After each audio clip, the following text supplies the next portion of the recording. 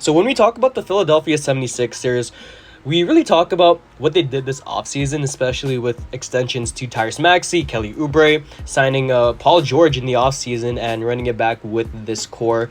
They have a big three here in Philadelphia. We're going to be talking about them overall and where I have them next season because they kind of have a big question mark with this Paul George signing, him being 34 years old and him having probably the worst postseason of his life, of his career basically, last season against the Mavericks. So we're going to break it down talking about the Sixers. It's been a bit since I've been making videos, but I'm back and I'm just going to hope to be consistent. So let's get right into it. So we look at the Philadelphia 76ers, what they did this offseason. They signed Tyrese Maxey to a 5-year, $204 million extension. Well-deserved. Maxey, being only 23, he put up 26 points per game, 3.5 rebounds, and 6 assists on 45 from the field. Very great stats. I mean, Tyrese Maxey, he's been breaking out, and he's really more or less like one of the better young stars in the league right now. And I think, with James Harden being that mentor for him last season and him coming into his own this season, he's definitely made a name for himself, and his game really shows for itself. That Knicks game back in the postseason, that was just amazing. So Tyrese Maxey definitely deserved that. Looking at some other moves, they re-signed Kelly Oubre. Andre Drummond returned there, so that's a backup big right there for them. They signed PG-13, like I said, and PG-13, he signed a max contract with the Sixers, so we'll see how this goes. I mean, Paul George, he really had an abysmal postseason against the Dallas Mavericks. He really wasn't doing much besides being like a spot-up type of guy and being really like not aggressive at all. So looking at his stats overall last season for the Clippers, 23 points per game, around 5 rebounds, and around 3.5 assists. So looking at the postseason stats, though, 19.5 points per game, 7 rebounds, around like 5 assists, shot 41% from the field compared to 47 in the regular season, and 3-point percentage actually wasn't too horrible. I mean, 37% from 3 compared to 41. Those are still some really good 3-point percentages right there. The problem is that he wasn't really aggressive. If you really saw like the games, if you really watched it, there was like 1 or 2 games where he really was like an aggressive type of player, like in the first half, and then kind of fell off in the second half where he didn't really score. So going to the Sixers, he's going to be more or less like a third option type of player, I imagine, behind Tyrese Maxey and Joel Embiid. He's going to be a guy, I wouldn't say like a glue guy, but more or less like someone that can give them a spark plug. Because, he is getting up there in age. He is around his mid-30s. In his later career, he's not going to be affecting teams too much in terms of offense. I mean, he might still be. He might prove me wrong this season. I just don't see it at all with his age, 34 season, going to the age of 35. There's just no way. I feel like there's just no way. He's going to be a third option. I'd say, like, stats-wise, he'd still be, like, a 20 points per game scorer. Just, like, not every night, I feel like. So, yeah, Paul George coming to Philly makes a big three with him, Maxey, and Joel Embiid. They waived Paul Reed, which definitely is a really interesting thing here because I think Paul Reed was definitely one of their better players, and especially last season he definitely did break out. Now I'm reading articles here and it says that they waived Paul Reed to make more money, make more room, and Reed's contract actually wasn't fully guaranteed after they lost to the Knicks. So yeah, it's definitely weird. Paul Reed definitely had potential with this team. It was a move to make more cap space basically.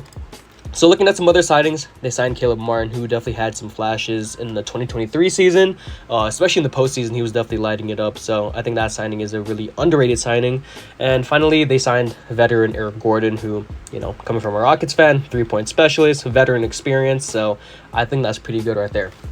So we'll get into where I have this team going into next season. So the Sixers, they made a lot of moves. They signed a lot of vets. They got rookie Jared McCain with the 16th overall pick, which I'm definitely excited about. I think his rookie season is going to be, I would say, a bit streaky because they do have minutes to give out to a lot of vets. So he might not get a lot of minutes and might even be in the G League for a bit.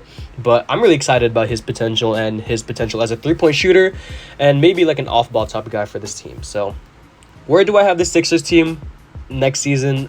I'd say maybe around hovering the 5th or 4th seed, because we do have pirates. We do have teams like the Boston Celtics, power teams like the Celtics, the Bucks, who are going to come back healthier with Giannis and Dame, the Pacers, who just had a breakout season in the postseason, so they're going to be looking to make another run at it.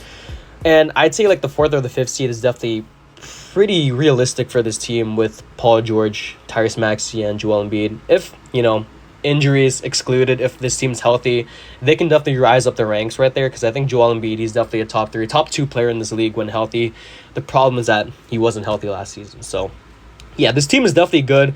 They have a lot of guys that can shoot the lights out of the ball. I mean, Eric Gordon can be still pretty streaky, but more or less can still provide 3-point shooting. Kelly Oubre, I'd say more or less is like kind of like a spark plug, not like a Klay Thompson type of signing for the Dallas Mavericks, but someone that can just get hot from the field when you need him to.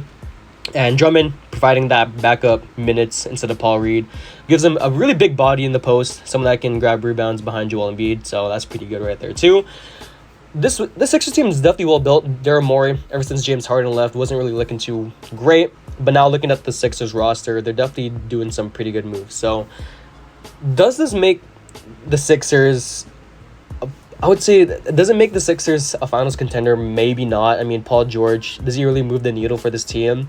I wouldn't say by a large margin he does, but he definitely does move the needle in terms of like defense and what they really need, and like a third option type of player. So that's pretty much it for the Sixers. I mean, I kind of wanted to talk about them because they were really a hot topic, and Paul George has been, I wouldn't say getting flamed on Twitter, but he's kind of getting some hate on Twitter for the things he's saying about the contract extensions with the Clippers, talking about how he wasn't getting the same money and how he wanted a 4-year max with a no trade clause. So that's a really interesting thing there.